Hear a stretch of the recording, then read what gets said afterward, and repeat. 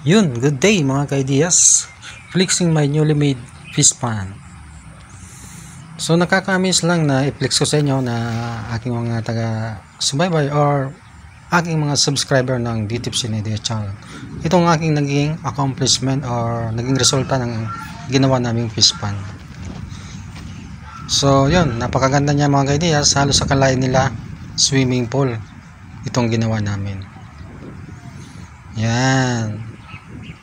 At tingnan mo naman yung paligid nito mga ka-ideas. Sobrang ganda. Napaka-relaxing at napaka-peaceful ng location nitong ginawa natin ng fish pan. Yan. So kahit ako, sobra akong na-amaze mga ka-ideas sa naging resulta ng fish pan. At yung location nito, dito nga sa dati naming palayan. At yung Mayon view, so hindi lang siya nagpakita ngayon mga ka-ideas, yung Mayon volcano. So Bicol area tayo, Bicol part at Albay area tayo mga ka-ideas. Yan, halos 50% na ng yung laman ng tubig nito. So kung mapapansin nyo, yung linagay natin na drain at overflow, at mayroon siyang mid-level ng tubig or mid-drain. So malapit na sa mid-level yung laman ng tubig ng fish pan na to. So hanggang dyan lang muna siya mga ka-ideas. So aantayin natin na magkaroon man lang siya ng lumot kung tawagin.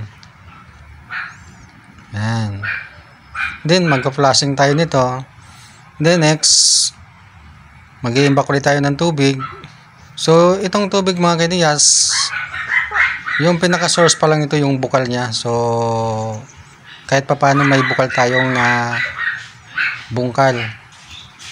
So wala pa yung galing sa source para sa magiging supply ng tubig nito. Yan. So after natin ma-flushing, mag-iimbak ulit tayo ng tubig. Then preparation na yon para sa paghulog natin ng fingerling. So abangan nyo yan mga ka-ideas.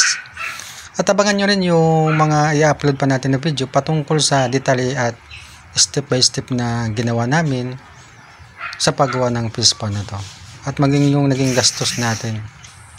So yun, sana may bigyan nyo na panoorin once na upload ko na yung mga step by step na video sa paggawa namin ito. Yan, sobrang ganda talaga ng paligid niya mga ka-ideas. So yun, nakakamangha lang. So mga napakaganda ng location niya. At parang napakatugma rin yung magiging alaga natin na tilapia para dito. So may direct sunlight siyang makukuha talaga mga ka-ideas. So hanggang dito na lang muna, at sana huwag niyong kalimutang mag-subscribe dito sa ating channel at i-like na din po ang video nito. Salamat sa panonood.